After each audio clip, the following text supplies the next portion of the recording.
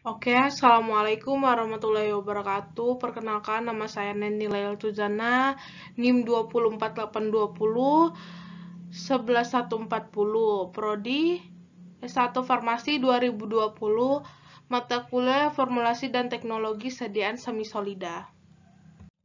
Jadi di sini saya akan berpresentasi tentang definisi gel, komposisi dan cara pembuatan gel, evaluasi, contoh formula dan cara pembuatan formula, serta evaluasi formula. Jadi sebelum kita masuk lebih dalam lagi, kita harus mengetahui dulu itu apa sih itu gel. Jadi di sini saya akan menjelaskan apa itu gel. Jadi menurut Pharmacope Indonesia edisi 4, gel kadang-kadang disebut jelly yang merupakan sistem semi padat yang terdiri dari suspensi yang dibuat dari partikel anorganik yang kecil atau molekul organik yang besar yang terpenetrasi oleh suatu cairan. Kemudian, menurut Formularium Nasional, gel adalah sediaan bersemi lembek yang berupa suspensi yang dibuat dari zarah kecil yang bersenyawa anorganik atau makromolekul senyawa organik yang masing-masing terbungkus dan saling terserap oleh cairan. Kemudian, komposisi dan pembuatan gel, yaitu yang pertama gelin agent yang digunakan untuk pembentukan struktur, yaitu gum arab, turunan selulosa dan kompomer.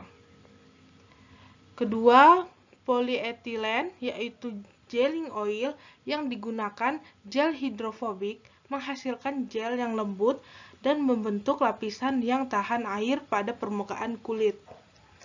Kemudian koloid padat yang terdispersi mikrokristalin selulosa yang berfungsi untuk gelen.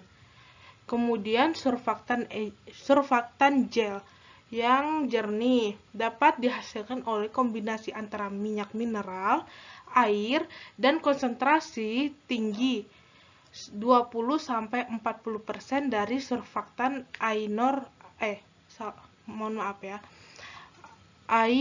ionik dari surfaktan ionik.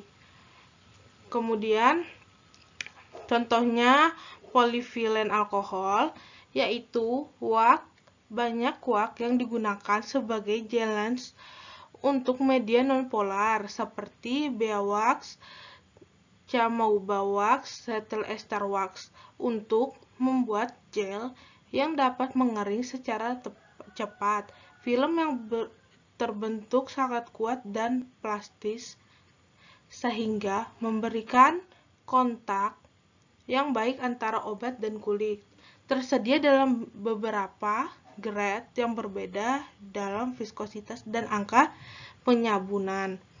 Kemudian pengawet. Pengawet itu, meskipun beberapa basis gel resisten terhadap serangan mikroba, tetapi semua gel mengandung banyak air, sehingga membutuhkan pengawet sebagai antimikroba. Dalam pemilihan pengawet, harus memperhatikan inkompatibilitasnya dan gelin agent. Beberapa contoh pengawet yang biasa digunakan dengan gelin agent. Ini contoh-contoh dari pengawet yang biasa digunakan dengan gelin agent itu tergakan, yaitu metil hidroksibenzoat dengan propil hidroksibenzoat. Ada lagi alginat metihidroksibenzoat atau klorokresol atau asam benzoat. Ada lagi di sini macam-macam NaCMC, polivilen alkohol, dan chelat agent. Di sini ada beberapa contohnya, bisa dilihat langsung. Oke, selanjutnya yaitu pembuatan gel. Jadi dalam pembuatan gel itu pertama-tama di sini kita harus timbang sejumlah gel agent sesuai dengan yang dibutuhkan. Jadi yang pertama-tama itu kita harus menimbang gel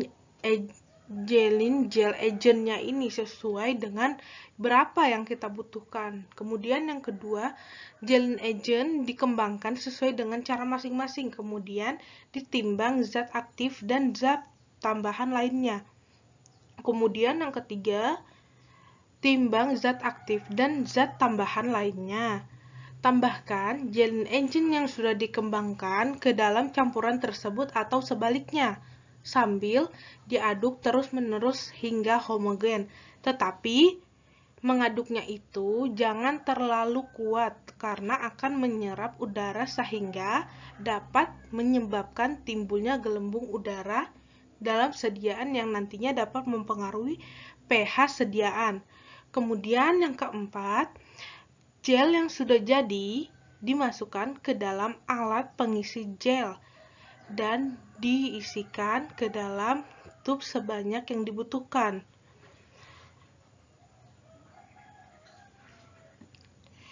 Kemudian ujung tub ditutup lalu diberi etiket dan dikemas ke dalam wadah yang dilengkapi brosur dan etiket.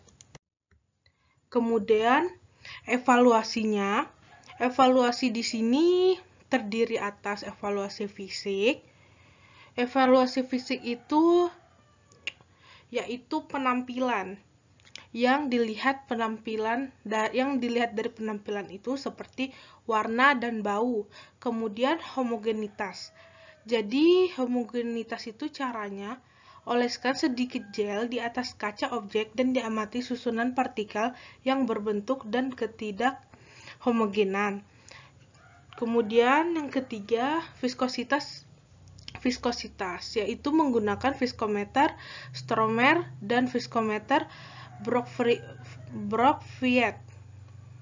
Kemudian yang keempat, distribusi pengukuran partikel, yaitu prosedurnya itu sebarkan sejumlah gel yang membentuk lapisan tipis pada slide mikroskop. Lihat di bawah mikroskop, suatu partikel tidak dapat ditetapkan bila ukurannya mendekati sumber cahaya. Untuk cahaya putih, suatu mikroskop bisa dapat mengukur partikel 0,4 sampai 0,5 m dengan lensa khusus dan sinar UV. Batas yang lebih rendah dapat diperluas sampai 0,1. Kemudian uji kebocoran. Terus tuh yang ke-6 isi minimum, yang ke-7 penetapan pH, yang ke-8 uji pelepasan bahan aktif dari sediaan gel. Kemudian itu prinsip dari uji pelepasan bahan aktif dan sediaan gel itu mengukur kecepatan pelepasan bahan aktif dari sediaan gel dengan cara mengukur konsentrasi zat aktif dalam cairan penerima pada waktu-waktu tertentu. Kemudian uji difusi bahan aktif dari sediaan gel, yaitu prinsipnya mengikuti difusi bahan aktif dari sediaan gel menggunakan suatu gel difusi dengan cara mengukur konsentrasi bahan yang aktif dalam cairan penerima pada selang waktu tertentu. Yang 10 stabilitas gel, yaitu menentukannya dengan menggunakan penetrometer. Alat ini berupa logam, kerucut, atau jarum. Dalamnya penetrasi yang dihasilkan dilihat dari sudut kontak dengan sediaan di bawah suatu tekanan. Terus itu kemudian manipulasi suhu. Jadi gel manipulasi suhu itu seperti gel yang dioleskan pada kaca objek dan dipanaskan pada suhu 30, 40, 50, 60, 70 derajat Celcius. Kemudian amati dengan bantuan indikator seperti sudah merah. Mulai suhu berapa terjadi pemanasan, semakin tinggi suhu berarti semakin stabil. Kemudian evaluasi kimia. Evaluasi kimia ini identifikasi zat aktif, yaitu penetapan kadar zat aktif sesuai dengan monografi Farmakope 4 atau kompendia lain. Kemudian evaluasi biologi yaitu uji penetapan potensi antibiotik. Kemudian uji sterilitas. Kemudian ini contoh-contoh formulanya. Ini berikut ada contoh formula dan cara pembuatan formula. Oke, selanjutnya evaluasi kestabilan.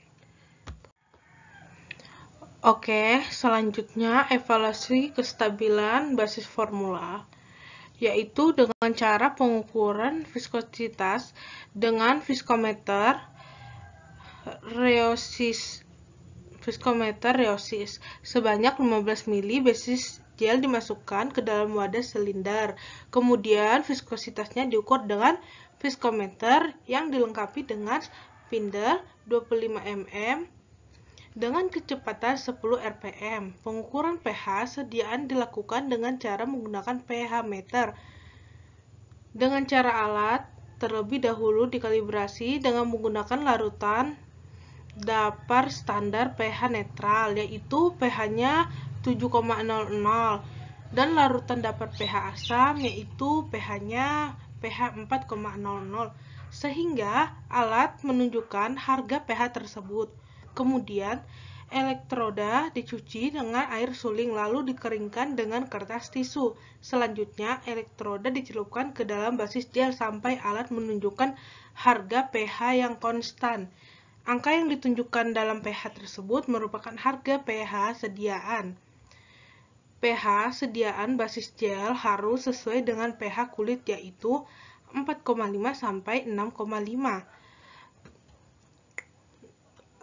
Range pH normal kulit yaitu 5,0 sampai 6,8.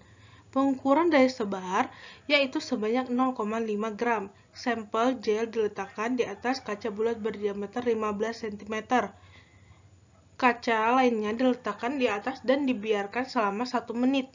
Diameter sebar gel diukur setelah ditambahkan 150 gram beban tambahan dan didiamkan selama 1 menit. Lalu diukur diameter yang konstan, daya sebarnya 5-7 cm, yang menunjukkan konsistensi semi-solid yang sangat nyaman dalam penggunaan. Pengujian homogenitas yaitu dilakukan dengan cara mengoleskan sampel gel pada sekeping kaca atau bahan transparan lain yang cocok. Sediaan harus menunjukkan susunan yang homogen dan tidak terlihat adanya butiran kasar. Pengujian organoleptik dilakukan dengan cara pengamatan langsung bentuk warna dan bau dari gel yang dibuat. Gel biasanya jernih dengan konsistensi setengah padat. Oke, mungkin ini saja presentasi dari saya. Kurang lebihnya mohon dimaafkan. Wabillahi taufiq wal hidayah. Assalamualaikum warahmatullahi wabarakatuh.